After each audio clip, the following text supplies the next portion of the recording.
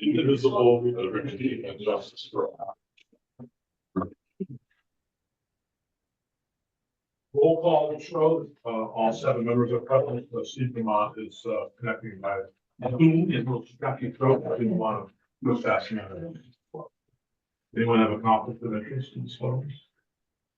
Right, before moving on to the agenda, I'd like to just spend a moment to recognize a leading member of our town passed away last week. That's Dr. David Michaud devoted his life to educating students in SCD 68. Wonderful guy. The first time I met him was when we first moved back to town. He was not only did he teach math and science at some of them, but also found that he was always the guy behind the scoreboard at the basketball games. And when my son was playing, he followed that avidly. So luckily, he's a guy that also believed in his civic duty. So after a long day at school, he would serve on the town planning board for 20 years. He served for 20 years on the town trust development board as the treasurer of that organization. And he and Reva were both career-long teachers who gave and gave, raised their 3 daughters, all of them were successful. So the type of loss you really feel, I think. So I just want to remember him as someone who's a real contributor to this. All right, let's move on to the consent agenda. Is there a motion to approve? Move to approve. Okay. Second. All those in favor? And Steve? Oh. Yeah, we have to do the whole round table thing. After my fault on the first one, we'll do all the round table. All right. So we're up to 17. All right, so we then go move on to approval of minutes. We have 2 sets of minutes. One is from our August 26th meeting. We Trotter did those, and then again, we were in September 9th. So we'll take them in a separate motion. Motion to approve the August 26th minutes. Hello. Okay, good. Joel, thank you. Any discussion on those? All those in favor? Okay. Joel? Oh. Yes. All right. All right. Yes. Okay. Yes. Cindy? Tracy? Yes. Tom? And of course, Steve. Yes. Okay. Same drill for the minutes of September 9th. The motion to approve those. Motion to approve. Okay, Tracy, second. Second. Okay. Joel, yes. All right. Yes. Ben? Yes. Cindy? Tracy? Tom? And Steve? Yes. We have a couple of minor items from the Board of Assessors. One is the waiver of a foreclosure. Apparently that because they paid their back taxes and there's no longer any need to do that. So That should be a happy accident. right, and then we need a motion to approve the waiver of foreclosures for that resident on Floyd Avenue. Move to approve as presented. Okay, Second. Emery, second. Joel? Yes. Emery? Yes. Ben? Yes. Cindy? Yeah. Casey? Yes. Tom? And Steve? Yes. Thank you. That is approved. And the second one is an interesting one, uncollected taxes, but we struck a deal with the property owner. In lieu of paying the taxes, he will pick up the cost of demolishing the building, which is also on Floyd Avenue. Okay. Seems like a good deal for the town, considering we do have a demolition cost for another building later on. So this is, getting off better budget wise by doing it this way. So I need a motion to approve the resolution of uncollectible taxes for that property as presented. So So seconded by Emily. You okay, John? Yes. Emery? Yes. Yes. Tracy? And Steve? Yes. Okay. So we're done with routine business. There's no public hearing today, so we'll move on to the session of the meeting for public comments in open session. Does anybody in the audience have comments they'd like to make this evening?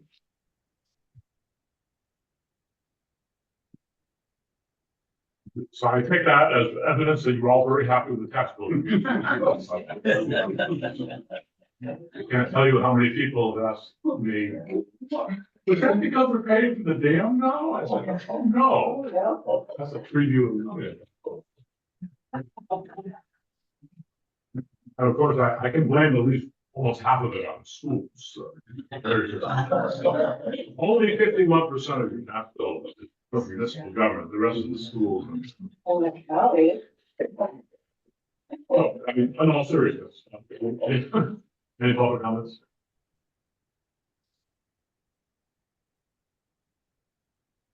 Okay, hearing none. We'll close the public comment session and we'll move on to open session for the select board. I'd like to start out by noting that our town manager is not here this evening. He is been on a leave of absence since last week. We're not sure exactly when he's going to be returning. We do know the reason for his absence, but it is a personnel issue that is confidential. I know that it's hard to think in terms of the town manager is having a confidential situation, but even though it's a highly public position, it is filled by a human being who needs his privacy protected just like everyone else. So that's all I'll say about that situation. Other members of the board, issues you'd like to raise?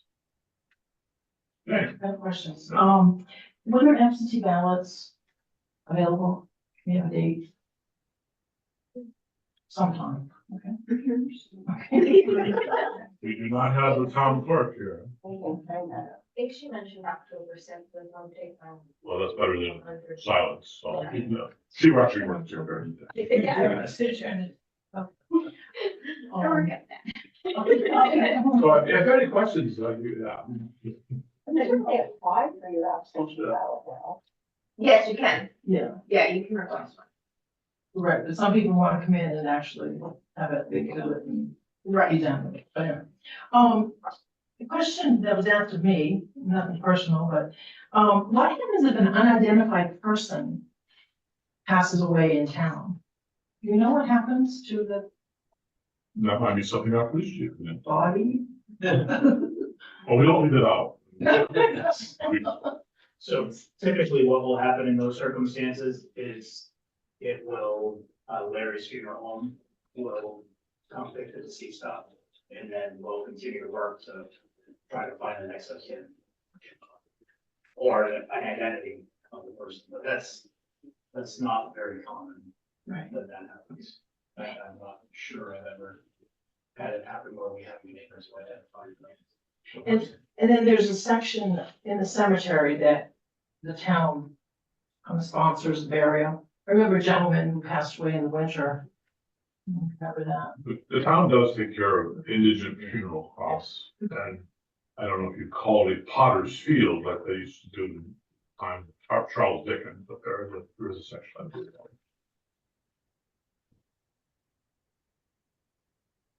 Other remarks from the board?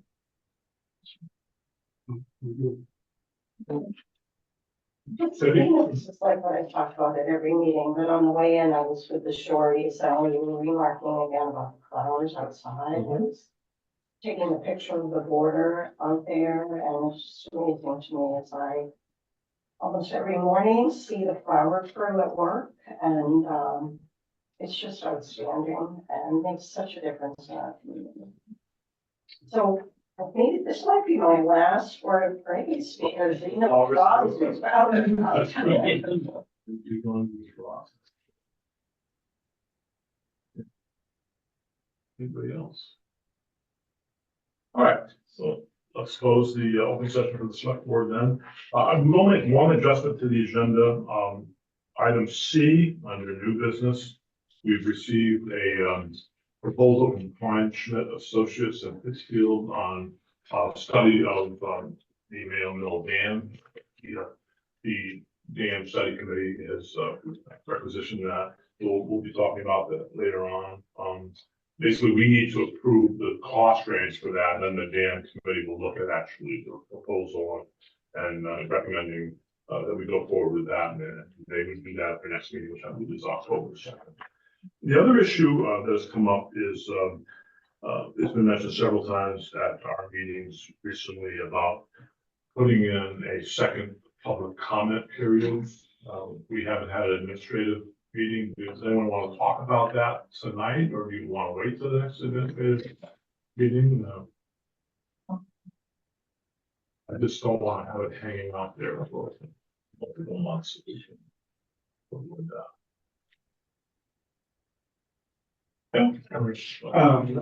I think at one point we did speak about, to be very clear at the beginning of our first public comment, that is what it is. This is the time to do it. Yeah. If you have any comments, let's please make them.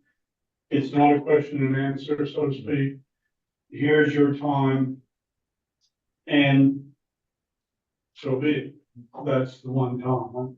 I don't have any problem with going a second time, but I thought we were going to be very clear that the first time is, if there is only one time, we're very clear about it and how to go about it, especially for anyone new that's in the audience that wants something to say, so that they're very clear that here's your chance.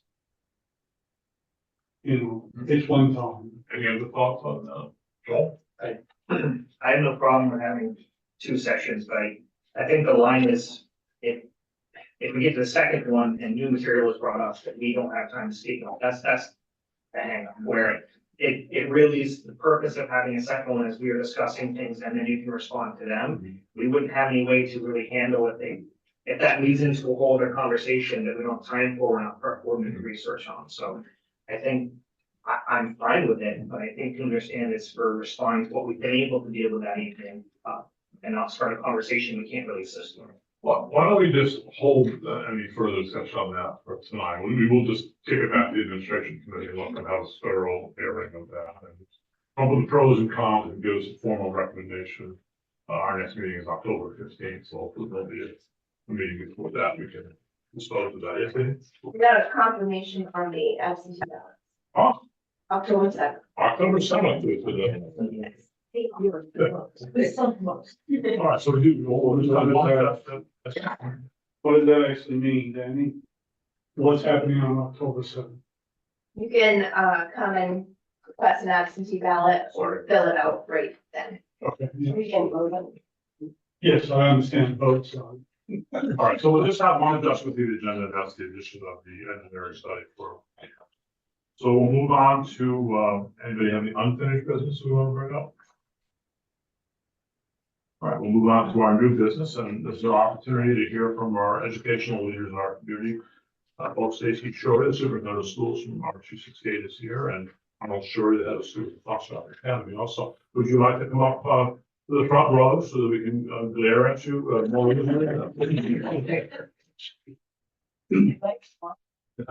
It's a heated seat. Stacy goes first, because, you know, she has the page, we speak to eighth grade. Thank you. Thank you so much for the invitation. I'm really delighted to speak to you about what's going on at our 68. And I'm sorry I didn't respond to you, but I have included everything that you're. So I'll start talking about enrollment. So we currently have 662 students enrolled at Sun Motion Pre-K 8. That's 21 more students than last year. So 349 students are at the elementary school and 309 at the middle school. 438 of those students, have thrown a lot of numbers at you, are Dover-Foxcroft residents, which is right around, I think it's 2 less than last year. So for the rest of kind of the population, we have 85 students from Charleston, 34 in Monson, Quebec has 57. We have 36 superintendent agreements and 8 students that are coming from Medford and from various towns in the area. Small towns. We currently have 97 homeschoolers, which is down 6 from last year. So hovering right around the same, right around that 100 mark. We are currently in cohort 1 with the 3 and 4 year olds that have IEPs. So the state has said that all public schools will be taking 3 and 4 year olds that have IEPs, and we decided because we have the pre-cap program from last year that we would kind of hop on board and give it a whirl and see what we could do with, supporting our 3 and 4-year-olds this year. So, it's been a really big learning curve. So 4-year-olds still fall under the same kind of purview as all of our students by October 15th. You have to be 4 to be enrolled in school.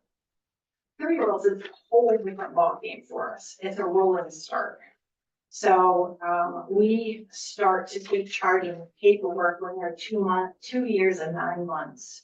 So it's our job to do the assessment that will then enroll them in the 3-year-old program. So that's really all new for our special ed director. She's doing a great job, but it's a lot. We had 2 new students that went on our rolls as of yesterday. So it's just, we just have to constantly be checking and being aware of those students. And we also have a whole bunch of our 3-year-olds that are not in public school. They are in daycares. And so we are pushing our speech and language, our OT, and our NTEX into daycares to support students there based on their needs. We are still part of the collaborative. We do have 3 students from Dexter and 2 from Guilford at 572 this year that are in our more than 50% program, students that have needs of more than 50% of their day. So that, like I said, it's been a pretty big learning curve. There are days I think we maybe cohort 2 had probably been good, but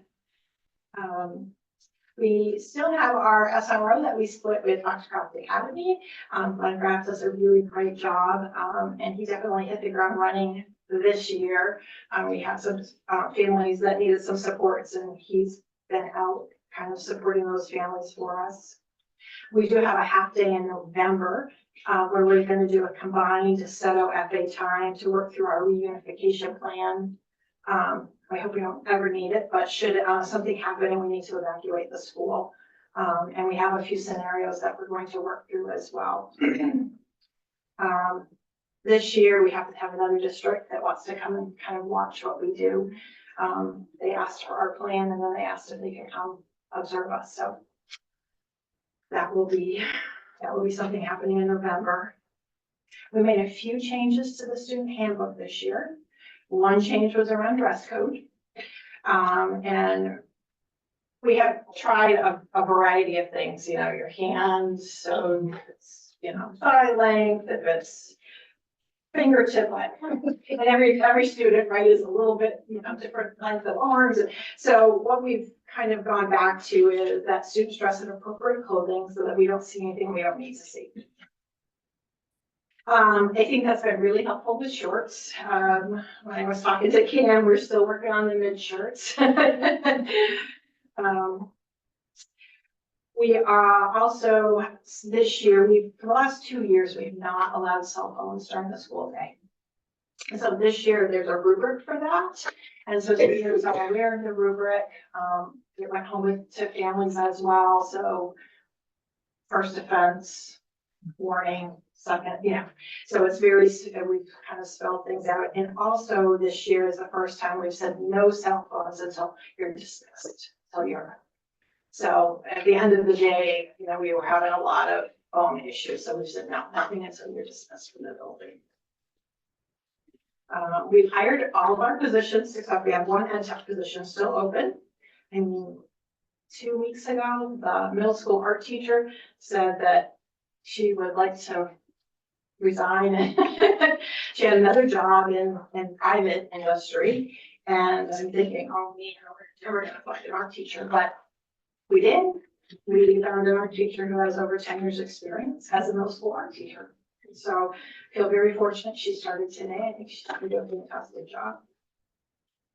So this year we filled 2 art positions, 5 teachers on the elementary side, and 1 teacher on the middle school side. So that is significantly fewer than what we've done in the last maybe 3 or 4 years. Also, in an effort to help our school librarian, who teaches library pre-K through 8, so she has a rotating schedule. The admin team decided that we were going to take the 8th graders off our hands and teach them Spanish. So we had our first 3-week rotation that just ended last week. It was a lot of fun. I did the first rotation, and the culminating project for this 3-week rotation where students created lessons, and they went into second grade classrooms and taught greetings to students. So Mr. Short actually came in and sat with one of our groups. We'd really like to offer that next year as a class. So we'll see what the budget looks like, but that is definitely our goal to kind of get that back in as a position. Curriculum work, we finished the library curriculum and counseling curriculum, and performing arts is almost done, and the revamp of PE and health is also almost done. So we will have curriculums for all areas, written curriculums for all areas that are built in. Also, we have 2 book studies going on this year. We have all staff involved in the student engagement book study. And then we have 22 staff members looking at an artificial intelligence book study. We had our first meeting tonight and we had like a fabulous conversation. I'm really excited to see where that goes. It's been a pretty quiet summer in terms of updates to the building. We replaced a floor at 572, a little bit of painting, and definitely our customers do a lot of cleaning. At Seto, we have a phone system that was delayed in getting to us, so it's now here. So we're going to update our phone system at 572, so it'll be voice over internet phones, very similar to the ones that we have at 572. So we are looking forward to getting those in. After school activities, we continue to offer the 21st century opportunities for summer school. This year we have over 100 students participating, and for after school we have 70 students participating. So they worked really hard to kind of streamline the after school program. It was getting a reputation of just being, you know, homework focused and just a lot of drudgery. And so we've Nicole Martin has worked really hard to kind of change up the offerings and give students an opportunity to have exercise and they have choice. So that's been really nice. So there's been a lot of positive changes at Seto for the FY25 school year. We're excited about our new staff, and we have a lot of new students attending school. So it's looking like it could be an amazing school year. It was definitely a really nice start. Thank you. Questions for Superintendent Troy? Please. Yeah, I have 2 questions. One is, how long since a foreign language has been offered at Seminole? Al Smith. So that would have been 9. Yeah, 12 or 13 years ago. And I think that person did not stay, but just the 1 year. So, yeah. So I hope you're successful and reinstating. When we did we went to UNF and did the job share. I think there were 4 or 5 students that came that had degrees in world languages. So I'm optimistic. My other question is about the phones. Yeah. And I commend you for saying not till dismissal, but I've been paying a lot of attention to what other districts are doing about, you know, the walk away systems. And do you feel like we need that, or do you think we're managing okay? So this is our 3rd year of no phones, and the first year I think we had in the office, I think Erin had probably somewhere around 20 phones.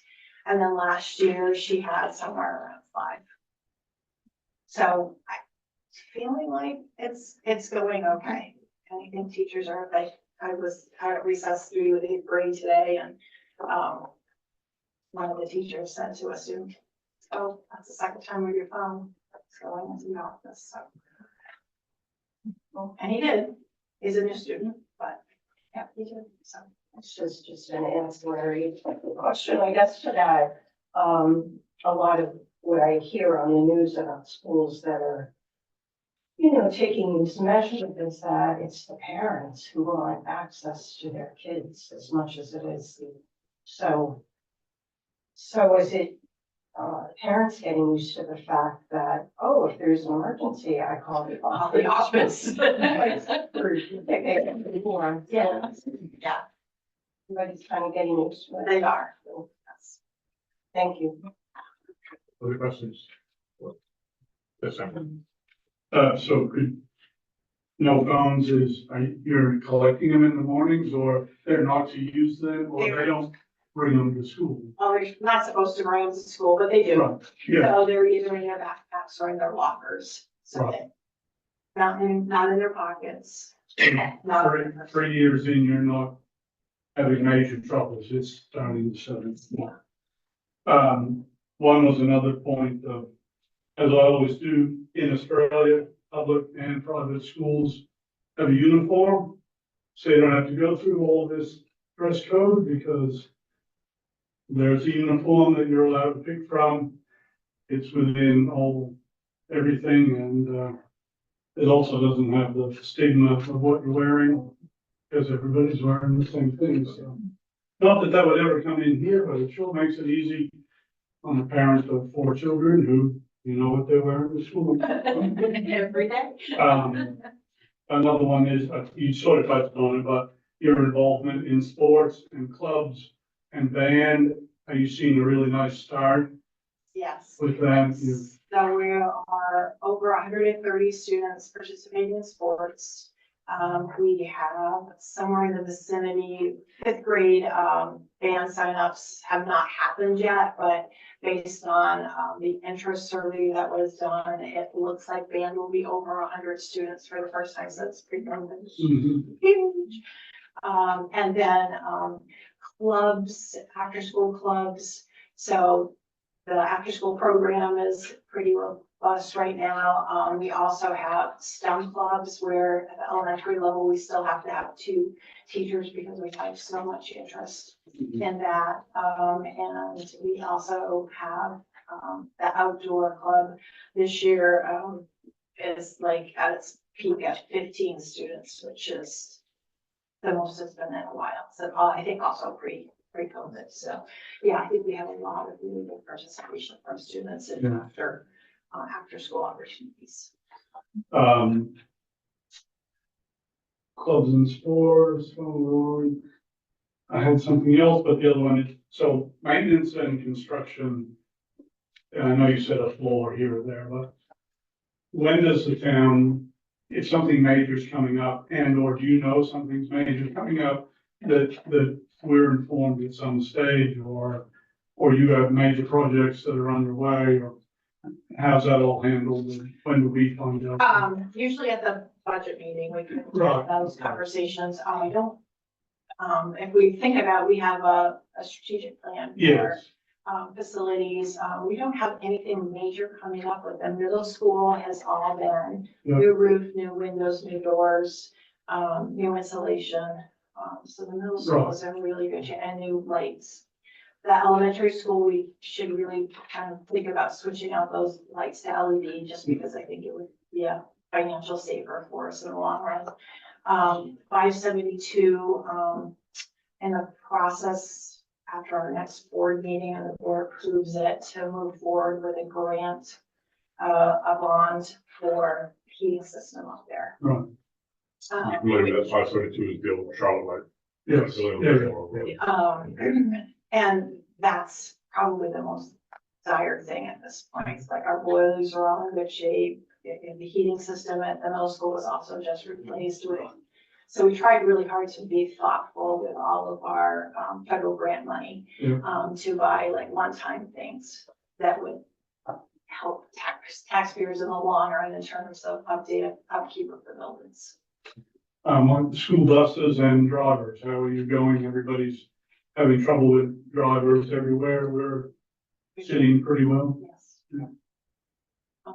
Yep, I think, Jenny is full, and I think that, Malcolm knows that he's gonna have one person that's going to be moving on to a different spot, and he's already filled it for next year. And I thought my last one is, your numbers. Up 21 is good. Are we having more babies born or are people coming? People are moving in.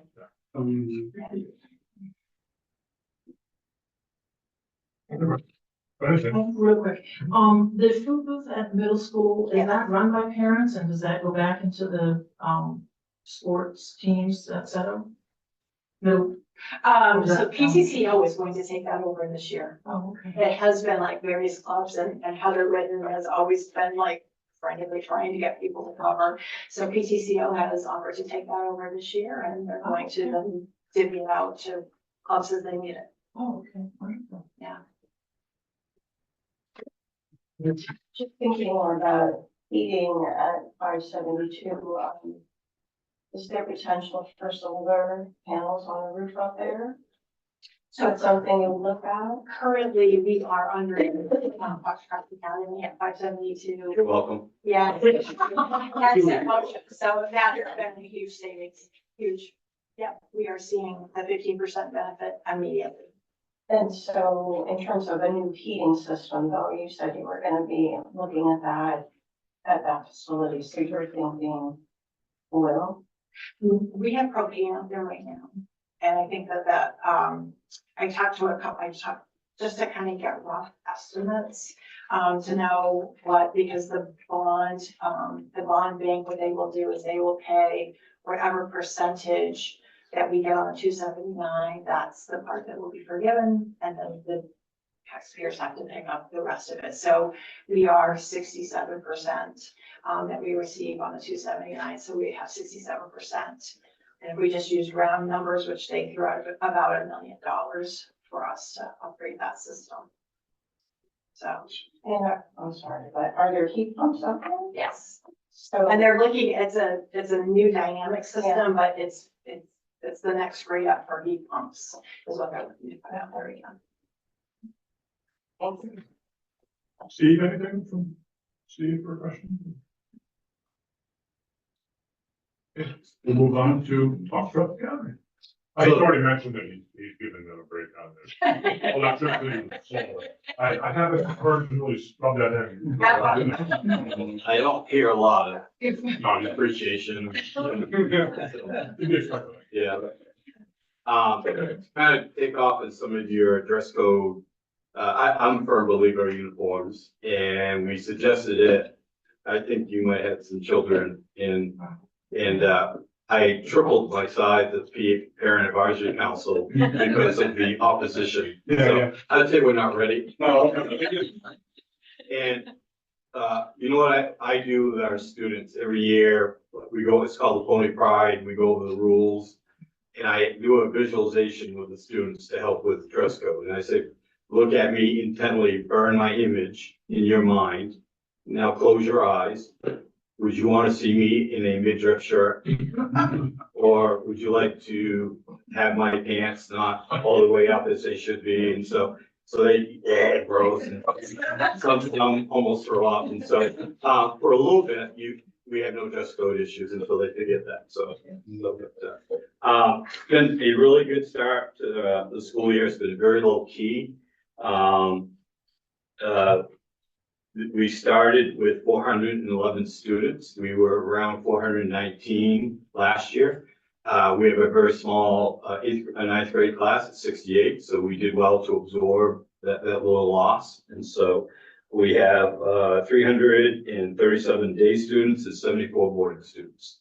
So boarding has, once again, it seems to be coming back. It does take a little bit more financially to bring them in. But we seem to be now at a steady between 70 and 80, that's where we'd like to be. To just build off comments, the resource officer is doing an outstanding job. Glenn is outstanding. It's very nice to see police presence every morning.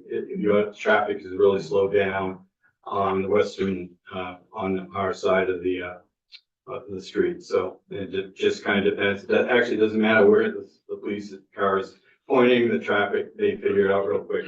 It's very nice. We're currently in homecoming. So tonight's the first night working on floats. And so they'll be working on floats the next 3 nights. And then Thursday, will be the homecoming parade. That's around 6 o'clock. They'll mass around behind Pat's and then line up. And then that'll be followed by the pep rally and the bonfire. Although I think we're expecting rain Thursday, so we'll see about the bonfire. And then on Friday, we will have induct our Athletic Hall of Fame inductees. And for this class, we have Barry Thomas, class of 62, Judy Dow, class of 73, Ernie Clark, class of 77, and Mariah Arno Gagny, class of 2010. So they'll be inducted. To go back to cell phone policy, so we did a little bit different.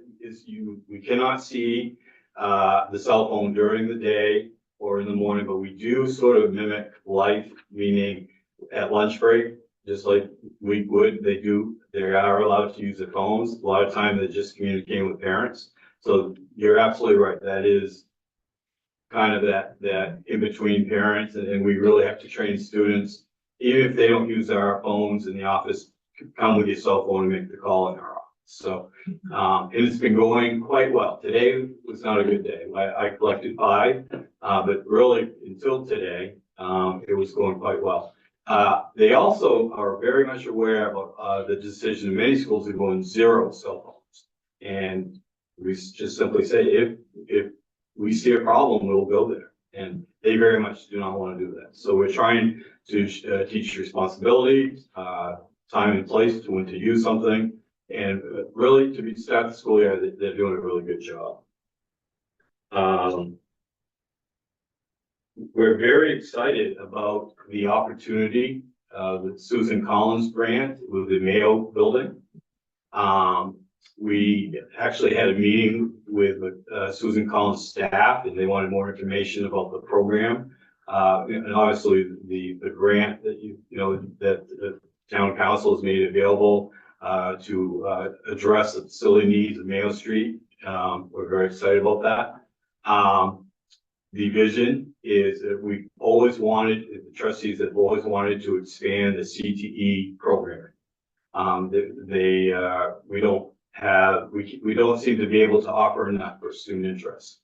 In particular, in medical field, truck driving, which by working with PVAC, we'd be able to add, STEM courses, coding, robotics, actually industrial drone driving or flying, where students can actually walk out with a certification in flying a drone. And then be able to offer EMCC credits or dual enrollment credits where the students can start even working on college level courses. And then working with PVAC for alternative ways for a diploma. So it's a great opportunity. And we've decided we need a partner. And so we actually sent, on behalf of the trustees, we sent letters to SAD 4 and SAD 41.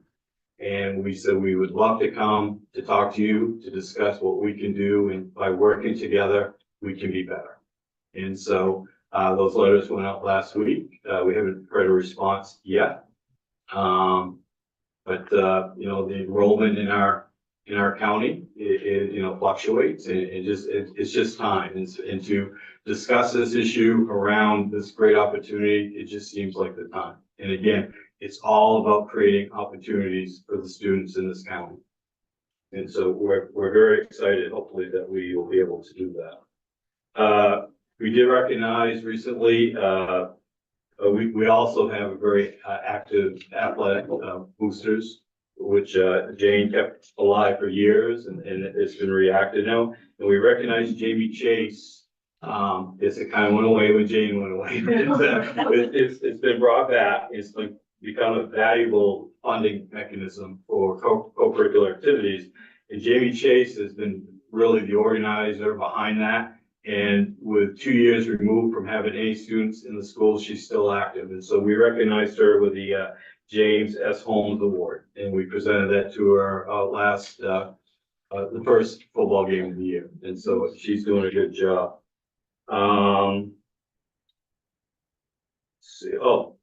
We're getting ready for our accreditation. We're 2 years out for our accreditation. probably you will all see sometime in the near future, a survey. And possibly, opportunities to serve on some committees if there's an interest. But we'll be, accreditation is all about self-improvement. And so we will be creating a self-study and about 12 different standards. And, again, we'll be submitting our self-study to NEAS. And then they'll send an accreditation team to check to make sure the, self-study is valid. So that's 2026, starting this spring. So,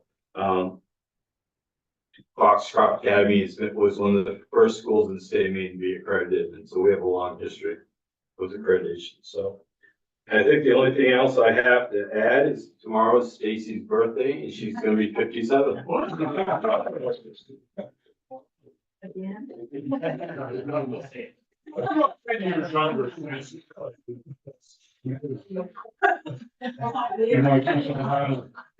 You might keep that out of the observer. Yeah.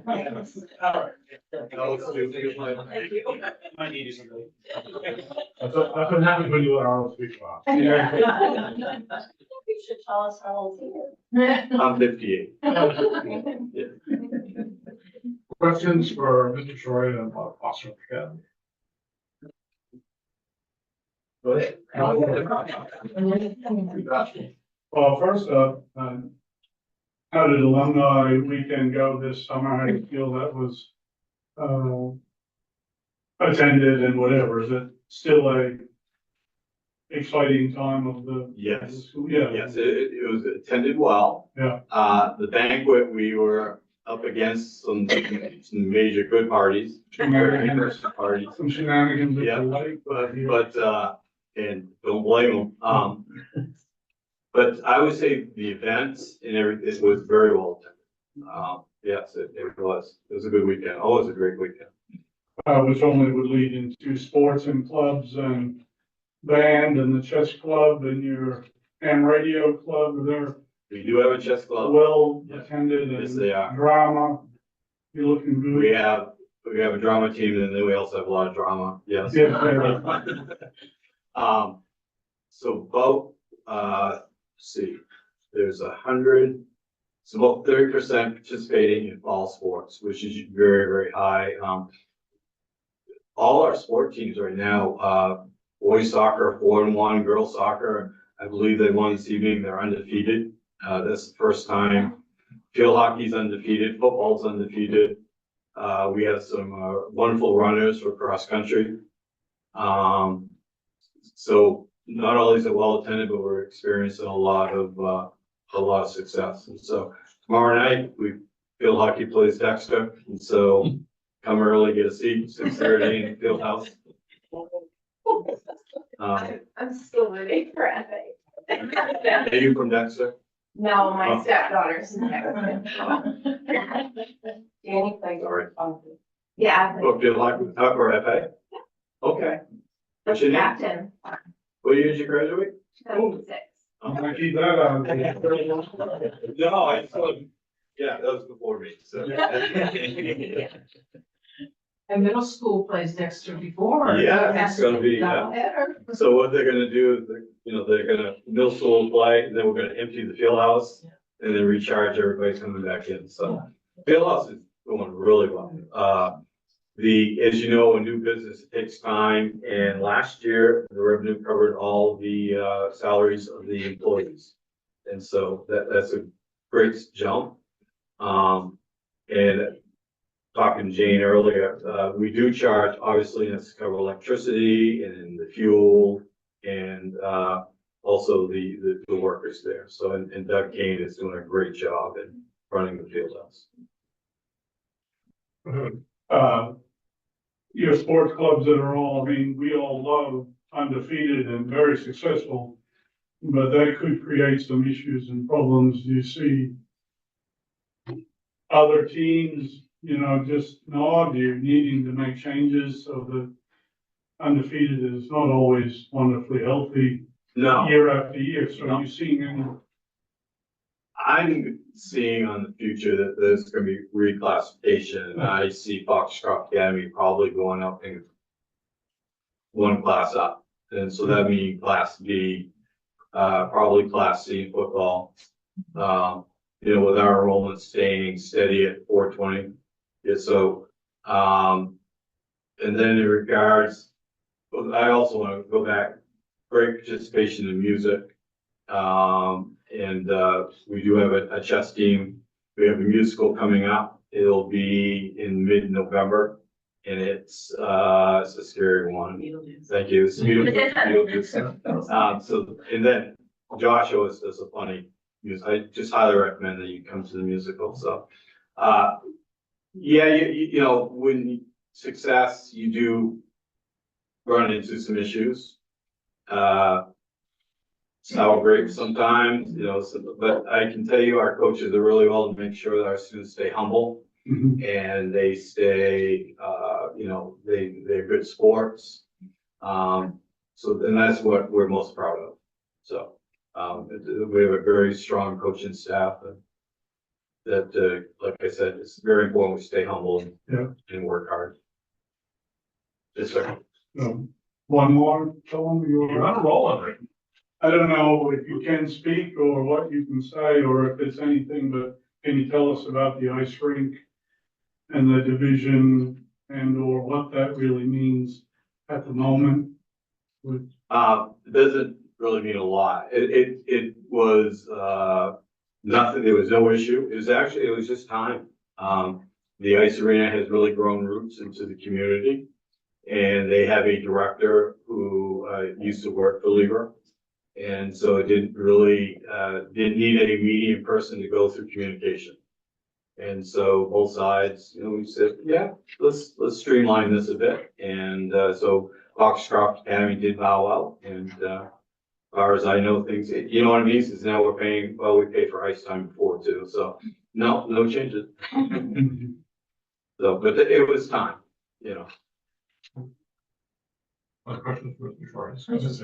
Actually, for both of you, have you had internal conversations about encouraging individuals to go into teacher education as a profession and what's happening so that we're attracting more teachers? Besides money? So we do have a lot of seniors who, not a lot, I'm gonna say 5 to 6 every year. Because I encourage them to go to the University of Maine Commerce things. So seniors do a portfolio and they also reach out to alums. And so we're connecting them with alums who are in the teaching profession. So they get a dialogue, they get to find out, a little bit more and some are being assisted. And so, I still see a healthy number entering the education field. And salaries are now becoming, very worthy, so. Yeah, so for our the 8th grade, we're trying to really encourage, that's why we did the teaching lesson. And so, so that will kind of all the 8th grade will have that opportunity to kind of teach and, You did have an 8th grader say, I want to be a 2nd grade teacher, not. After that. You must have been my son, but my grandson. Say what? Yeah. Other questions for the story? Thank you, Bishop. I don't have a question. I just want to say thank you. All 3 of my kids are enrolled. My little guy is at 572. He's thriving. That's the best way to describe it. Right now, he wants to go to bed to get up and go to school. And I'm like, let's see how long that lasts. And then, of course, both my daughters, 7th and 8th grade, and, they moved up here, and any parent worries, big changes. First day they came back, and I was kind of on pins and needles, like, oh, I hope nothing went wrong. Police didn't call me, that's a good sign. And they came back, everyone is so nice. And it was such an easy transition, and they're just happy. They get up, they want to go to school, and so that 100% goes to everything you're building and doing. As a parent, it's a crazy world, and so you worry about things, but obviously what you're doing works for some families, that's working for mine. So from the bottom of my heart, thank you very much, and please tell your staff it's appreciated. Thank you. I think we all feel that way. I have all three of my grandkids in Center Motion, grades 2, 4, 7. They look forward to going to school. They really enjoy the drama program there and sports. They're excited about that. They look forward to going to Foxcroft Academy. We're very fortunate in our community that we have the interesting partnership between the pre-K through 8, the school district and our independent high school. It's a huge strength for our community. That's why people move to Dover-Foxcroft and the surrounding area to send our kids to these schools. That's why our schools are thriving and enrollment is stable and our population is stable as a result of that. So we have many, many assets and many things to be proud of here. The school system is right on top of the list. Absolutely. I mean, people say, well, what are the taxes going for? They're going for stuff that's really important, nothing more important than educating the kids so they can thrive and that's adults. So, well, thank you very much for coming to your annual discussion and we'll see you around. Thank you so much. Happy birthday. Okay. We'll move on to item B, which is discussion of the demolition and removal of the dangerous structure at 11 Main Street. We've been dealing with this for almost 2 years now. Remember, it's a very large building in the middle of Main Street. We put out a request for proposals from demolition businesses. We received only one response. Not a whole lot of people do this anymore. It's from DM&J Waste Incorporated located in Wickenport, Maine. The owner is Josh Wellman. He has given us a bid of $35,000 with an estimated date to start of October 28th. They will be able to finish it within a few days. That's an expensive cost. It's a really large building. And it pretty much needs to knock it down, remove all the debris, and then fill it back in and make that lot not be an eyesore anymore. I think is worth it. It really is an eyesore in that neighborhood. So, your thoughts, Cindy? Well, I'm just gonna move approval so that we can move into discussion. Okay, been moved and seconded to approve this, but let's talk about it. Yeah, so have only one bid. My question is, do we have any sense of it being a reasonable amount of money? Yeah, I thought it would be a number about like this, just because it's bigger than the average home in town. I mean, at one point back in the 19th century, it was a boarding room house, and kids that went from the FA from out of town would often stay that there during the week. It's been a tenement building for a century now, so we have removed all the hazardous material from that. It's all, we've shut off all the stuff, it's been inspected. So the next step is to get it down, hopefully before the snow flies, and then move on to the next one. So we still have to deal with one on Pleasant Street and one on Union Street also. And whenever we get one done, another one pops up somewhere.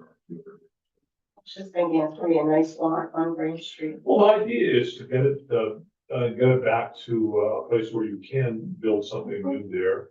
And we'll get a little revenue from the sale of a lot, not nowhere near enough to pay the bill on the demolition and removal of debris. But it is expensive just to dispose of demolition debris, something like this too. So I think it really, we got to make people do this kind. Well, yeah, and we've heard only one person responded, so. And that's not unusual for a job like this, there used to be a couple of guys over in the Brownville area that did this. Brothers. Yeah, right. Like they were in their 80s, when I thought it's hard enough to still around. So do we have any type of, reference check or? They filled out, we asked them for, Insurance? yes, there was the request for proposals including information on that, so you boil it down just in this document here. Yes, Emery. I know that you just said it, but part of the cost is the removal, the disposal and proper disposal. Is any of it staying here in town or does it all? I don't think we have a facility really. Right. Out here. They also they'll fill in the foundation afterwards and grade it so that, they don't leave a gaping hole in the ground, and it will be suitable for some of the, perhaps demonstrate some interest in that, and use that property for something else. And so is it put up for sale, and why doesn't the $30,000 go on top of whatever the market or combined market value? Yeah, but I mean, we'd have to see how much, what we have. In this day and age. Asking price. I don't think it's just a building lot that's all would bring back the cost of demo, but. There's a tiny little one that was for sale on Cherry Street for $25,000 that wasn't even built. Yeah. So, Well, we'll see. Well, that's something once we get it done, we'll have to put some thought into, the listing, we'll have to list it probably with the real estate company, and then we use their expertise to come up with a sale price for us. So this is bank owned or town owned that we're doing the work on? Yeah, this is, I think we're taking, I believe, I'm not sure. See, yeah, We, Initially, it was gonna be bank owned. yeah, But it's been a while since I think we've heard from them. That was quite a while ago they responded. it kind of washed their hands a bit, so that's why we're stepping in and knocking it down.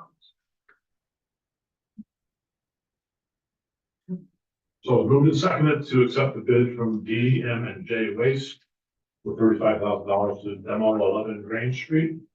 All those in favor, Joel? Absolutely. Henry? Yes. James? Cindy?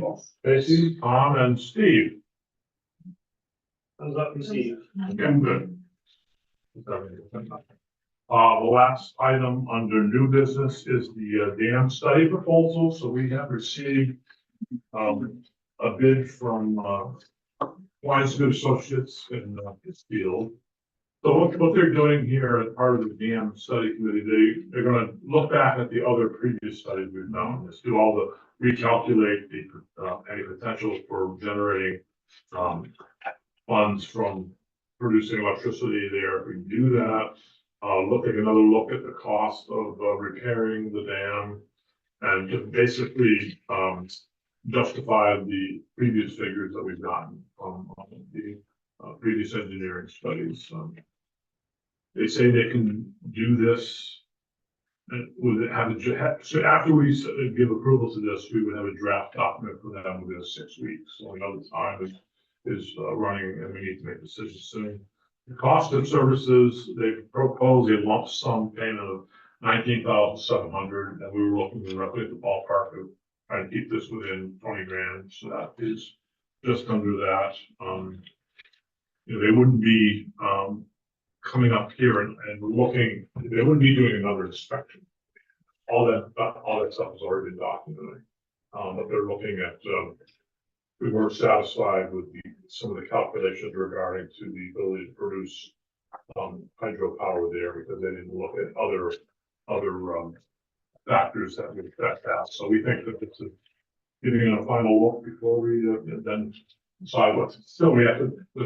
The future requires us to decide what to do with that dam if we are going to save it and repair it. So this is step one. Steve, do you want to weigh in on that as the chairman of the dam study committee? No. You should use that.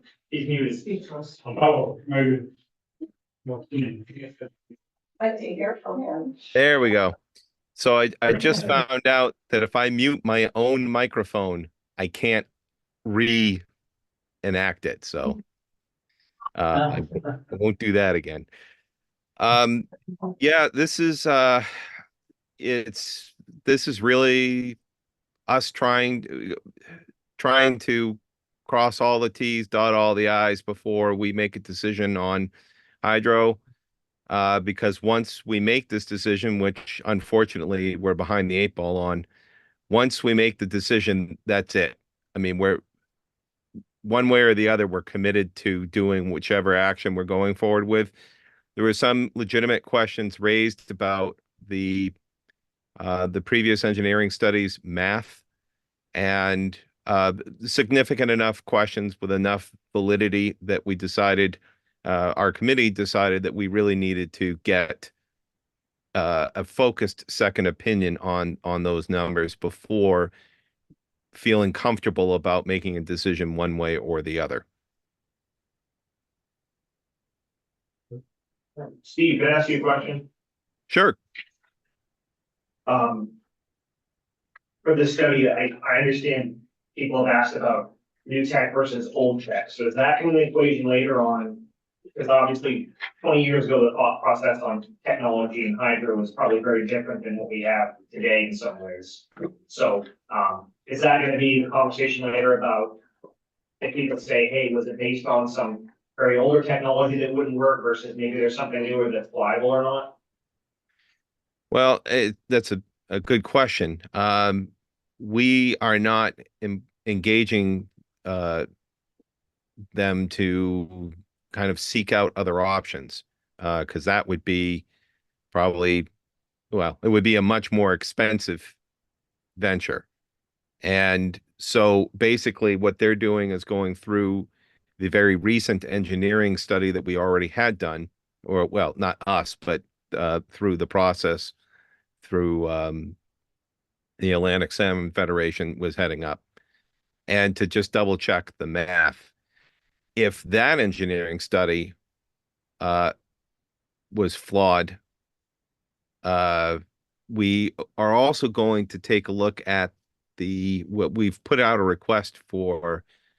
Am I getting the name right? Natel? Is that right? Yeah. So they did their own study, and that was a number of years ago, but that was for the for Mayo Mill Dam for the Arnolds for them to see whether or not they wanted to pursue it. So we're going to be examining that as well. But like I said, no, Kleinschmidt is not going out and trying to figure out what equipment to, that sort of thing, because that would be outside of the scope of this work for sure. Well, the reason it's before us, I mean, the dam committee still has to look at this and make an actual recommendation on whether to go forward with Kleinschmidt. But because the town controls the funding, we have to give our thumbs up to Steve and his committee and tell them that, yes, we think the $19,700 cost we have here is in the ballpark range of what we were expecting. And then they go forward with, with a formal vote to engage Kleinschmidt for that study.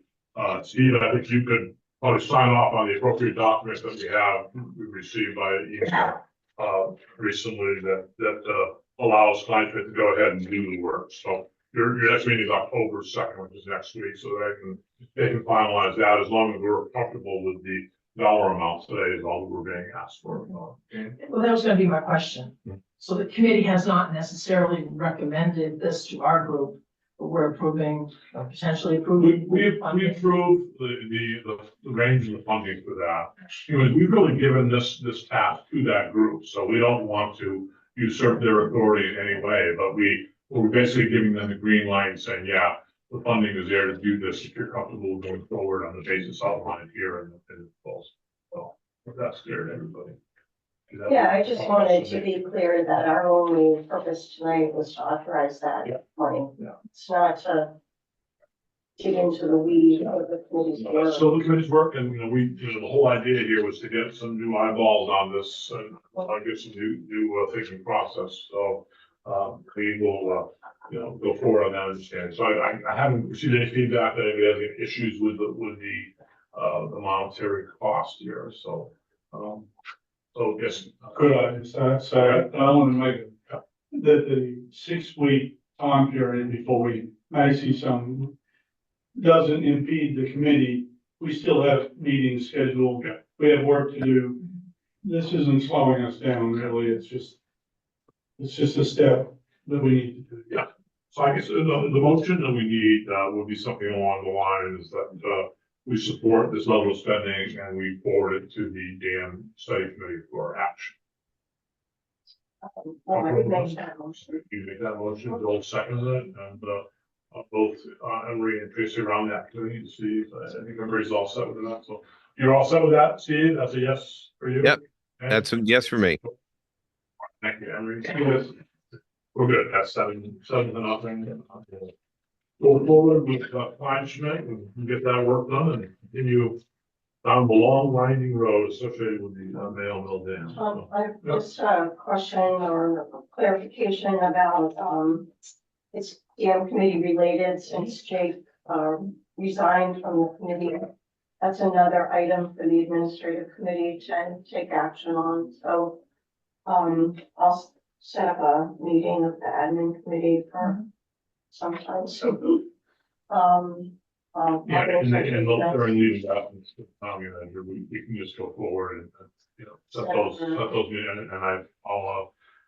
I've had the same conversation with department heads in the town. They need a meeting of the committee for information, maybe before they come before this board, they will initiate that process.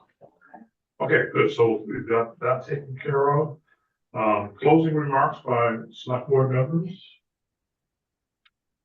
Anyone have any need for that? We do have an executive session that is next. We do have an executive session planned this evening with the town attorneys to discuss the rights and duties of municipal officers under a revised statutes annotated section 405, item 6E. So we're going to be talking with our attorney about that. So get a motion to go into executive session on that basis. So moved. Is there a second? All in favor, Dawn, summary, yes, Dave, Cindy, Tracy, Tom, and Steve. Yes. Okay, good. So we'll go into executive session as follows.